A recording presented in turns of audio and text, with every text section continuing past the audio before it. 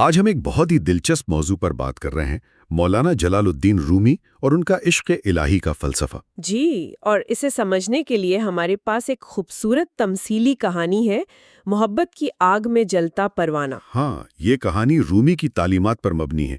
اس کا جو بنیادی خیال ہے وہ یہ کہ عشق ایک روحانی سفر ہے۔ بالکل، ایک ایسا سفر جس میں اپنی ذات، اپنی خودی، اپنا نفس جو ہے اسے فنا کرنا ہوتا ہے۔ جی، اسے محبوب حقیقی یعنی اللہ کی محبت میں فنا کرنا ہوتا ہے، بالکل جیسے پروانہ شمع کی طرف جاتا ہے۔ تو اس تمثیل میں شمع کیا ہے؟ خدا کی ذات؟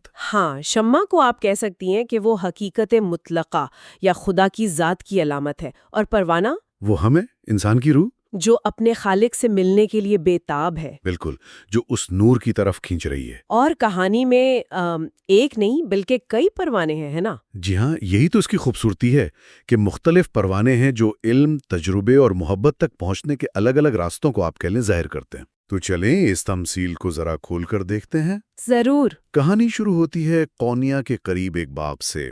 رات کا وقت ہے اور شیخ ابراہیم مراقبے میں بیٹھے ہیں۔ اور انہوں نے ایک خاص شمع روشن کی ہوئی ہے جس کی لو بڑی عجیب ہے، بہت پرکشش۔ اور اس روشنی کی طرف کئی کیڑے مکوڑے کھینچے چلے آ رہے ہیں، جن میں ایک پروانہ ہے عاشق نام کا۔ جی، عاشق۔ وہ شمع کے گرد چکر لگاتا ہے، کھنچتا ہے اس کی طرف، مگر وہ جو آگ کی تپش ہے نا، وہ اسے ڈراتی ہے، قریب نہیں جانے دیتی۔ ہاں، یہ ابتدائی خوف بڑا اہم ہے۔ وہ ہمت کر کے پوچھ ہی لیتا ہے شمع سے، کیا پوچھتا ہے؟ یہی کہ کیا تم مجھے جلا دو گی؟ اچھا۔ اور شمع کا جواب؟ شمع کا جواب بہت گہرا ہے۔ وہ کہتی ہے، جو محبت کرتا ہے وہ جلنے سے نہیں ڈرتا۔ تمہارا ڈر بتا رہا ہے کہ محبت ابھی کامل نہیں ہوئی۔ اور پھر وہ کہتی ہے، جب تک میں باقی ہے محبوب تک رسائی ممکن نہیں۔ یہ میں یعنی خودی، انا۔ جی بالکل، یہ نفس، یہ انا ہی تو اصل پردہ ہے، اصل رکاوٹ ہے۔ یہ تو بڑا بنیادی نکتہ ہے۔ اچھا، پھر ایک اور کردار آتا ہے، حکیم نام کا پروانہ۔ ہاں، حکیم۔ وہ ذرا آپ کہہ لیں بزرگ پروانہ ہے، اور خود کو شمع کا بڑا عالم فاضل سمجھتا ہے۔ وہ دعویٰ کرتا ہے کہ اس نے برسوں تحقیق کی ہے شمعوں پر۔ جی، کہتا ہے میں جانتا ہوں وہ کیسے جلتی ہیں، کیسے بجھتی ہیں، ان کی ماہیت کیا ہے، میں ماہر ہوں۔ لیکن شمع اسے کیا کہتی ہے؟ یہیں پر رومی کے فلسفے کا وہ اہم نقطہ سامنے آتا ہے، علم اور معرفت کا فرق۔ اچھا۔ شمع کہتی ہے، تو نے شمع کے بارے میں جانا ہے مگر شمع کو نہیں جانا۔ اوہ، یعنی جانکاری اور ہے اور اصل جاننا، وہ تجربہ، وہ اور ہے۔ بالکل، یہ علم یعنی انفارمیشن، ڈیٹا جمع کرنا، اور معرفت یعنی براہ راست تجربہ، وہ اندرونی بصیرت جو آپ کو ذاتی طور پر حاصل ہوتی ہے۔ حکیم کے پاس علم تھا، معرفت نہیں تھی۔ تو صرف کتابیں پڑھ لینا یا دور سے دیکھ لینا کافی نہیں؟ رومی کے نزدیک تو بالکل نہیں۔ علم ایک زینہ ہو سکتا ہے، پہلا قدم، مگر وہ منزل نہیں ہے۔ ٹھیک، اس کے بعد پھر ایک اور پروانہ آتا ہے، جسرت۔ جی، جسرت، وہ نام سے ہی ظاہر ہے، زیادہ جری ہے، بہادر ہے۔ وہ کیا کرتا ہے؟ وہ تیزی سے شمع کے قریب جاتا ہے، اتنا قریب کہ اس کے پروں کو ہلکی سی تپش محسوس ہوتی ہے۔ اور پھر؟ بس وہیں سے لوٹ آتا ہے اور سمجھتا ہے کہ میں نے محبت کو پا لیا، میں نے تجربہ کر لیا۔ اچھا، یعنی اس میں ہمت تو کی حکیم سے زیادہ۔ جی، ہمت کی، لیکن اسے بھی ٹوک دیا جاتا ہے۔ ہاں، شمع کہتی ہے، تو نے صرف میری حدود کو چھوا ہے، میری ذات کو نہیں۔ تو یہ کس چیز کی علامت ہوئی؟ ادھوری کوشش۔ بالکل، یہ نیم دلی کی کوشش ہے، روحانی راستے پر بس کنارے کو چھو کر واپس آ جانا، یا خود کو بچا بچا کر تھوڑا سا تجربہ کر لینا۔ اس سے حقیقت نہیں ملتی۔ جی نہیں، رومی کے ہاں تو مکمل سپردگی چاہیے۔ تو یہ تینوں پروانے، عاشق، حکیم اور جسرت، یہ تین مختلف رویوں کی نمائندگی کر رہے ہیں۔ بالکل، عاشق جو کھنچ رہا ہے مگر ڈر رہا ہے، حکیم جو سمجھتا ہے کہ علم ہی سب کچھ ہے، اور جسرت جو تھوڑی ہمت کرتا ہے مگر پوری طرح خود کو نہیں سونپتا۔ اور یہ سب شیخ ابراہیم دیکھ رہے ہیں؟ جی، وہ مراقبے میں یہ سب دیکھ رہے ہیں، اور پھر وہ ان تینوں رویوں کو رومی کی تعلیمات سے جوڑتے ہیں۔ کیسے؟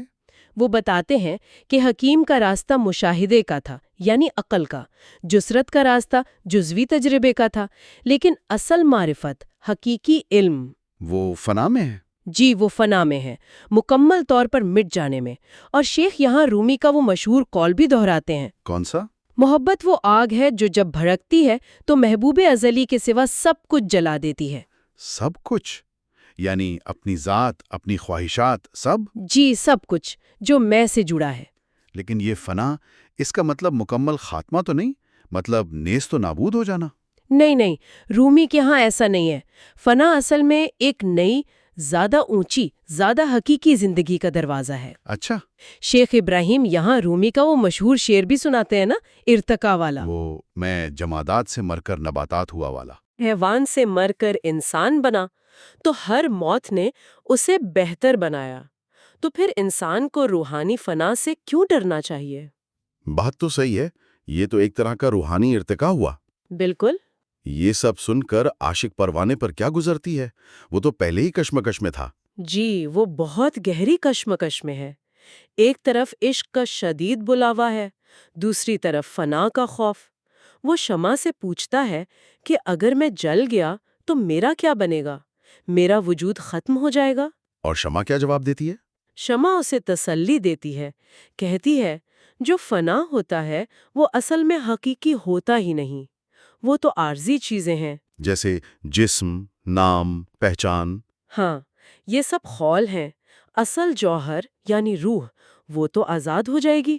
اور شیخ ابراہیم اس پر کچھ روشنی ڈالتے ہیں؟ جی، شیخ اس موقع پر من عرفہ نفسہ فقط عرفہ ربہ کا حوالہ دیتے ہیں، یعنی جس نے اپنے نفس کو پہچانا اس نے اپنے رب کو پہچانا۔ لیکن وہ اس کی تشریح کیسے کرتے ہیں؟ وہ وضاحت کرتے ہیں کہ نفس کو پہچاننے کا مطلب ہی اسے ختم کرنا ہے، اس کی محدودیت کو سمجھنا ہے، اسے فنا کرنا ہے۔ اچھا، جب آپ کی میں مٹتی ہے تو صرف ہو یعنی وہ اللہ باقی رہتا ہے۔ عاشق اور معشوق ایک ہو جاتے ہیں، دوئی ختم ہو جاتی ہے۔ تو یہ سب سن کر عاشق آخرکار فیصلہ کر لیتا ہے؟ جی، رات بھی ڈھل رہی ہوتی ہے، وہ خود سے کہتا ہے بہت ہو گیا، اب جان کی پرواہ چھوڑنے کا وقت آ گیا ہے۔ اور وہ بڑھتا ہے شمع کی طرف۔ ہاں، وہ پرواز کرتا ہے، پہلے گرمی محسوس ہوتی ہے، پھر لپٹیں اسے گھیر لیتی ہیں، اور وہ آگ میں داخل ہوتے ہوئے پکارتا ہے۔ کیا پکارتا ہے؟ وہ آیت پڑھتا ہے، لا الہ الا انت سبحانک انی کنت من الظالمین۔ تیرے سوا کوئی معبود نہیں، تو پاک ہے، بے شک میں قصورواروں میں سے تھا۔ جی، یہ مکمل سپردگی ہے، اپنی ذات کی نفی ہے۔ اور اس فنا کا نتیجہ کیا نکلتا ہے؟ کیا وہ راکھ ہو جاتا ہے؟ نتیجہ حیران کن ہوتا ہے۔ عاشق کا جسم تو جل جاتا ہے، لیکن وہاں نہ تو پروانے کی راکھ ہوتی ہے، نہ ہی شمع کی وہ الگ سی بتی۔ تو پھر کیا ہوتا ہے؟ بس ایک خالص نور ہوتا ہے جو ہر طرف پھیل جاتا ہے۔ گویا پروانہ اور شمع دونوں غائب ہو کر ایک نورانی وحدت میں بدل گئے ہیں۔ واہ! شیخ ابراہیم اسے فنا فی اللہ کہتے ہیں، اللہ کی ذات میں اپنی انفرادی ہستی کو فنا کر دینا۔ یہ تو بہت ہی گہرا تجربہ ہے۔ دوسرے جو پروانے تھے، حکیم اور جسرت، ان کا کیا رد عمل ہوتا ہے؟ وہ تو حیران رہ جاتے ہیں۔ حکیم پوچھتا ہے یہ کیا ہوا؟ عاشق کہاں گیا؟ شمع کہاں گئی؟ تو شیخ کیا جواب دیتے ہیں؟ شیخ اسے رومی کی دریا اور سمندر کی مثال سے سمجھاتے ہیں۔ جیسے دریا سمندر میں گر کر اپنا نام، اپنی الگ پہچان کھو دیتا ہے، لیکن اپنی اصل حقیقت یعنی پانی کو نہیں کھوتا، بلکہ وہ سمندر کا حصہ بن جاتا ہے۔ اچھا، اسی طرح عاشق نے اپنا نام، اپنی محدود ہستی کھوئی، مگر اصل حقیقت یعنی نور کو پا لیا، وہ خود نور بن گیا۔ اور جسرت، وہ جو تھوڑی ہمت کر کے لوٹ آیا تھا؟ جسرت پریشان ہے کہ کیا میں پیچھے رہ گیا؟ کیا میرا راستہ غلط تھا؟ شیخ اسے سمجھاتے ہیں کہ تم نے قدم اٹھایا تھا جو اچھا تھا، مگر محبت قدم نہیں مانگتی۔ تو کیا مانگتی ہے؟ محبت چھلانگ مانگتی ہے۔ چھلانگ؟ جی، بے خوف چھلانگ۔ عاشق نے خود کو بچانے کی ساری فکر چھوڑ کر چھلانگ لگائی، اس لیے وہ منزل تک پہنچ گیا۔ تو فنا کے بعد کیا ہوتا ہے؟ کیا سب وہیں ختم ہو جاتا ہے؟ وہ نور پھیل گیا اور بس؟ نہیں، یہی تو رومی کے فلسفے کی اگلی خوبصورتی ہے۔ یہ فنا آخری منزل نہیں۔ تو پھر کیا ہے؟ صبح ہوتی ہے، اور اسی جگہ جہاں رات کو وہ فنا کا منظر تھا، وہاں ایک نئی عجیب سی ہستی ظاہر ہوتی ہے۔ کیسی ہستی؟ وہ ایک شمع جیسی ہے، روشنی دے رہی ہے، لیکن اس میں پروانے کی خصوصیات بھی ہیں۔ وہ اڑ سکتی ہے، گویا شمع اور پروانہ مل کر ایک ہو گئے ہیں۔ یہ تو بہت عجیب بات ہے۔ جی، اور یہی فنا کے بعد کا مرحلہ ہے جسے بقا کہتے ہیں۔ بقا یعنی باقی رہنا۔ ہاں، بقا باللہ، اللہ کے ساتھ باقی رہنا۔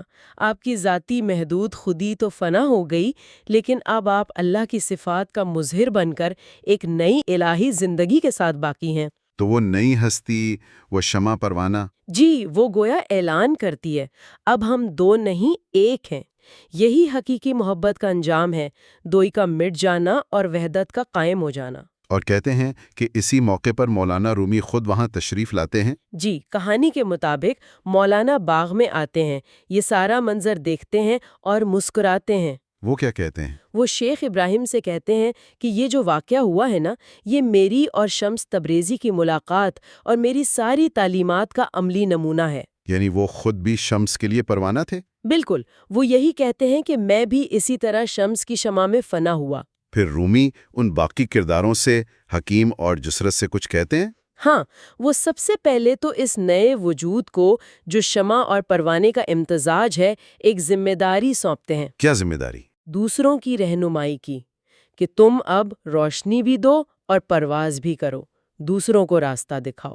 اور حکیم پروانے کو، جس کے پاس علم بہت تھا؟ اس سے نصیحت کرتے ہیں کہ اپنے علم کو صرف دماغ تک محدود نہ رکھو، اسے دل میں اتارو تاکہ وہ معرفت بنے اور پھر حکمت بنے۔ حکمت یعنی دانائی، وہ علم جو عمل میں ڈھل جائے، محض معلومات کا انبار نہ ہو۔ جی، علم جب تک حکمت نہ بنے وہ ادھورا ہے۔ اور شسرت کو کیا پیغام ملتا ہے، وہ جو کوشش کر کے رک گیا تھا؟ اسے سمجھاتے ہیں کہ کوشش اچھی چیز ہے، مگر اس کے ساتھ دو چیزیں اور لازمی ہیں: خلوص یعنی سچی نیت اور مکمل سپردگی۔ جب تک خود کو بچانے کی فکر رہے گی تب تک محبت کامل نہیں ہوگی۔ محبت میں تو خود کو مٹانا پڑتا ہے۔ یہ تمثیل تو واقعی محبت کے سفر کے مختلف مراحل، مختلف رویوں کو بڑی خوبصورتی سے سامنے لاتی ہے۔ جی، اور رومی وہاں محبت کی اقسام پر بھی بات کرتے ہیں۔ اچھا، وہ کیا ہے؟ یہ بہت اہم نکتہ ہے۔ وہ کہتے ہیں کہ عام طور پر لوگ تین طرح سے محبت یا عبادت کرتے ہیں: ایک خوف کی وجہ سے، جیسے جہنم کے ڈر سے، ٹھیک۔ دوسری لالچ کی وجہ سے، جیسے جنت کی خواہش میں، اور تیسری ہے بے غرض محبت، جس میں نہ کوئی خوف ہو نہ کوئی لالچ، صرف محبوب کی رضا، محبوب کی خوشی مقصود ہو۔ جیسی عاشق پروانے کی تھی؟ بالکل، یہی حقیقی عشق ہے، اور یہ تب ملتا ہے جب انسان اپنے وجود کو اللہ کی ہی ایک تجلی سمجھنے لگتا ہے اور خود کو مکمل طور پر اس کی رضا کے لیے وقف کر دیتا ہے۔ اور پھر آخر میں سما کا ذکر بھی آتا ہے۔ جی، رومی کے ہاں سما بہت اہم ہے۔ ان کے حکم پر ڈف اور نے کی آوازیں بلند ہوتی ہیں، سما شروع ہوتا ہے۔ اور وہ جو نئی ہستی تھی شمع پروانہ، وہ وجد میں رقص کرنے لگتی ہے۔ اس کا رقص گویا فنا اور بقا دونوں کیفیات کا اظہار ہوتا ہے۔ رومی اس کی کیا تشریح کرتے ہیں؟ وہ سما کے عروج پر وضاحت کرتے ہیں کہ یہ رقص پہلے فنا فی اللہ ہے، جب بندہ اپنی خودی کو بھول جاتا ہے، بالکل محو ہو جاتا ہے۔ اور پھر بقا باللہ ہے، جب وہ اس محویت سے واپس آتا ہے، دنیا میں لوٹتا ہے، مگر اب وہ پہلے جیسا نہیں ہوتا۔ وہ الہی صفات کا آئینہ بن چکا ہوتا ہے، اس کا وجود پاکیزہ ہو چکا ہوتا ہے۔ تو اگر ہم اس ساری گفتگو اور اس خوبصورت تمثیل کو سمیٹیں تو کیا اہم سبق ملتے ہیں؟ میرے خیال میں چند باتیں بہت واضح ہیں۔ پہلا، حقیقی روحانی وصال کے لیے یا گہری محبت کے لیے اپنی انا کی فنا ضروری ہے، اسے قربان کرنا ہی پڑے گا۔ جی۔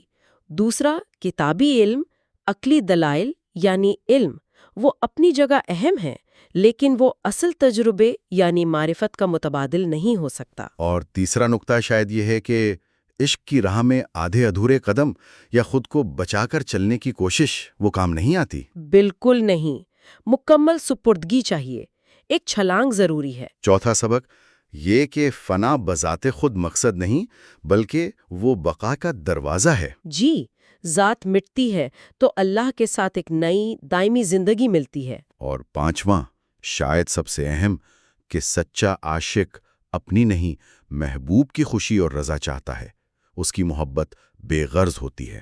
خلاصہ یہی ہے کہ رومی کا پیغام آج بھی اتنا ہی متعلقہ ہے۔ ہم سب روح کے پروانے ہیں جو اس ازلی نور، اس الہی شمع کی طرف کھنچ رہے ہیں، مگر راستہ نفس کی قربانی مانگتا ہے۔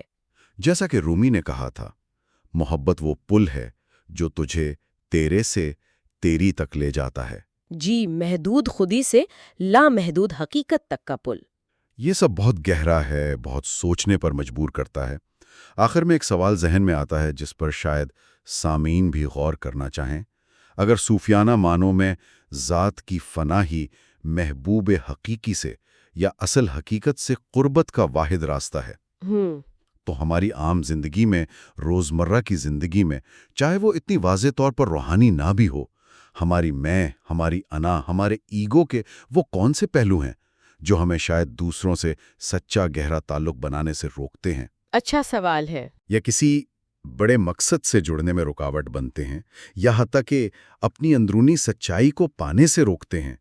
کیا وہ جو تصورات ہیں نا بے لوث خدمت کے، ایثار کے، دوسروں کے لیے اپنی کوئی خواہش وقتی طور پر پیچھے ڈالنے کے، کیا ان میں بھی اسی فنائے نفس کی، اپنی میں کو تھوڑا کم کرنے کی کوئی ہلکی سی چھلک موجود ہے؟